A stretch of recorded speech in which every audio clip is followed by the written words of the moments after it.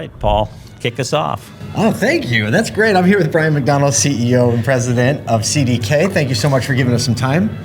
Anytime, Paul. Now that I know that you're an Eagles fan.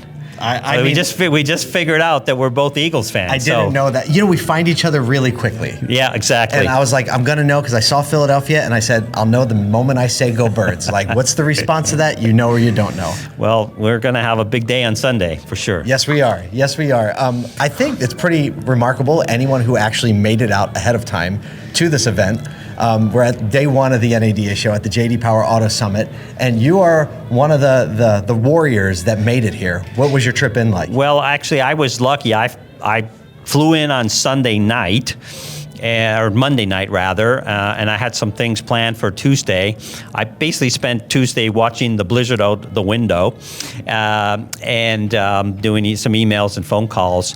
But the most memorable part of watching that was, I think it was like late Tuesday night in the parking lot outside my hotel. It was completely empty parking lot, but somebody was out there doing donuts.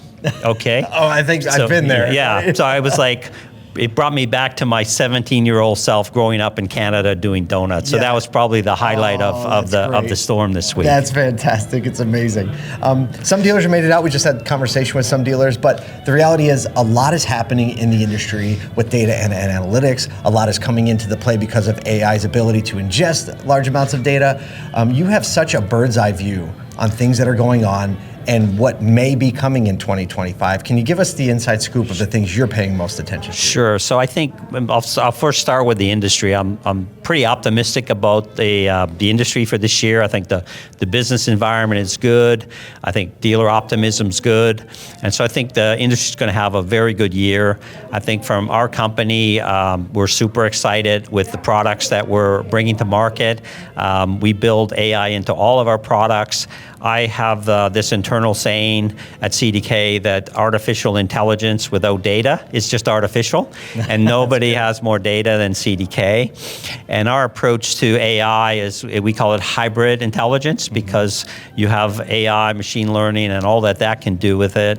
However, you have the human aspect. So how do we take that analysis, data, material, and then serve it up to the incredible smart people that work at dealerships and let them interpret it and leverage it. So, those dealers that make it in, please come by our booth. You'll see us having AI in every product. AI is not a product for us. Right. AI is built into everything that we do and serve our dealers with, so they can leverage our capabilities. So tell me this, when everyone's kind of developing their own AI story, even personally, right? Like not even as a company, when did you start to pay attention personally to some of the things coming to market with AI? So we've had AI at CDK and in some of our products now for multiple years, quite frankly, predictive service and other aspects. And so it's been something we've been working on for numerous years. There's been probably in the last 12 months a bit of a hype cycle around AI, for sure. But we've been at it for quite some time. And again, come by our booth, you guys. You should come by the booth too, Paul. For sure. And you'll see AI built into every one of our products. So there's I like how you just talked about the AI side and the human side, because a lot of times the AI conversation runs away, and you said, well, if it's just artificial, if it's not connected. Our industry is certainly one of the most human-connected industries, in my opinion, because every vehicle is sold to a person. Every vehicle is sold to a person by another person. Kyle and I have the fortune of being able to go around and we'll do these man-on-the-street interviews. Yep. And every single one, we don't prompt the question, we don't prompt the answer. Every single person that we've ever interviewed, when we said, what was your favorite part about the last car that you bought? Every single time they brought up the person. So this is one of those things where building products that enable the people seem to be what you're talking about focusing on. Yeah, how do we enable the experience for the retail consumer to do more of the process online, but only as much as they want to do online, as if they're comfortable. Some people aren't comfortable doing a credit app online and submitting it. Some people would be more comfortable doing that at the dealership. Other people are willing to go much further. How do we make it easier for the retail consumer on their buying journey? And then how do we make it more efficient and easier for our dealership salespeople to engage with the customer? And our surveys show that only 1% of consumers want to buy a full car online. And then, this is for almost everybody the second largest purchase they make. Without a doubt. And they typically have a car to trade in, have to get financed, maybe they're underwater, they got negative equity. So there's a whole human aspect to buying a car.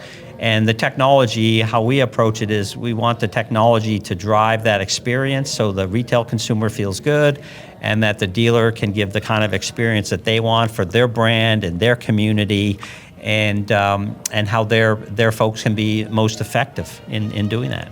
All right, I don't know if you lost it in the snow, but if you don't, I want you to pull out your crystal ball for me. Okay. And tell me what you see 24, 36 months out, right? Because we're a lot of talk about 12 months, and that's how we talk as an industry. But do you have any like gut feelings about the next 24 or 36 months? It could be in any area of the business. Yeah, look, I think there's changes are slow in our industry because it's a very complicated industry, Yep. Very capital intensive.